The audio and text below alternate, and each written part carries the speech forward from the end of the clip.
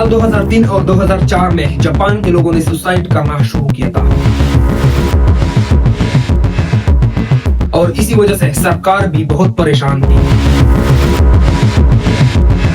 फिर इस साइंटिस्ट की एक अजीब आइडिया से सब कुछ ठीक हुआ। ये है साल 2003 में जापान, दुनिया का एक तरक्की याफ्ता मुल्क। लेकिन इसी साल एक ऐसा दर्दनाक रिकॉर्ड बना जो किसी कौम के लिए फख्र की बात नहीं है। सिर्फ एक साल में 34,000 से ज्यादा लोगों ने सुसाइड की थी। रेलवे प्लेटफॉर्म, वो जगह जहां लाखों लोग रोजाना गुजरते थे। कई लोगों के लिए ये जिंदगी का रास्ता था और कई लोगों के लिए मौत का मंजर।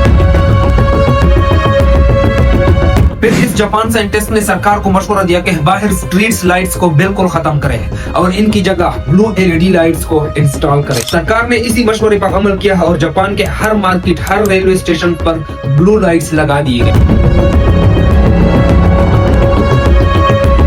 और जानते हो हैरानी की बात, इसी आइडिया से सुसाइड रेट तकरीबन 84% तक डिक्रीज हो गई, मतलब ना के बराबर हो गई। ब्लू लाइट सुकून और इत्मीनान की अलामत है। ये इंसान के इमोशंस पर असर डालते हैं और स्ट्रेस और टेंशन को बिल्कुल कम करते हैं। और ये इंसान चूंकि एक साइकियाट्रिस्ट था, इसलिए इसको इस बात की पता थी। लेकिन क्या आप जानते हैं दोस्तों, इस ब्लू एलईडी लाइट की एक अलग हिस्ट्री है।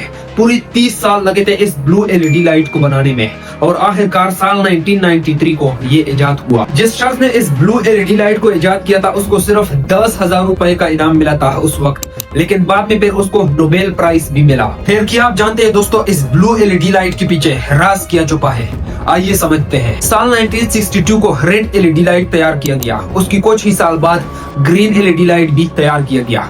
लेकिन जब बात आई ब्लू एलईडी लाइट्स को तो पूरा सिस्टम वहीं पर रुक गया, क्योंकि इसके लिए चाहिए था एक बिल्कुल परफेक्ट क्रिस्टल स्ट्रक्चर जो उस वक्त के टेक्निक से बनाना बहुत मुश्किल था। उस वक्त अगर कोई ब्लू एलईडी लाइट्स को इजाद करता तो इंसान को 3 कलर के रंग मिल जाते, ब्लू, रेड और ग्रीन, और इन तीनों रंगों को मिलाकर किसी भी किस्म की रोशनी को बनाया जा सकता था। मतलब इस ब्लू लाइट की वजह से पूरी लाइटिंग इंडस्ट्री में तब्दीली आ सकती थी, जैसा कि mobile screen, computer display, lighting system वगैरह में। फिर आया साल 1993, उस वक्त एक जापानी साइंटिस्ट सूजी नाकामुरा ने ब्लू एलईडी लाइट को डिस्कवर किया। इसकी आउटपुट पावर थी 1500 माइक्रोवाट और ब्लू लाइट की वेवलेंथ थी 450 नैनोमीटर। इस ब्लू एलईडी लाइट की ब्राइटनेस भी बाकी एलईडी से बेहतर थी और इस ब्लू एलईडी की इजाद के ठीक 3 साल बाद व्हाइट एलईडी लाइट का सफर भी शुरू हुआ और आखिरकार साल 2014 में नाकामुरा को नोबेल प्राइज से नवाजा गया। इस ब्लू एलईडी लाइट की एक छोटी सी बल्ब ने लाइटिंग इंडस्ट्री को हमेशा के लिए बदल दिया।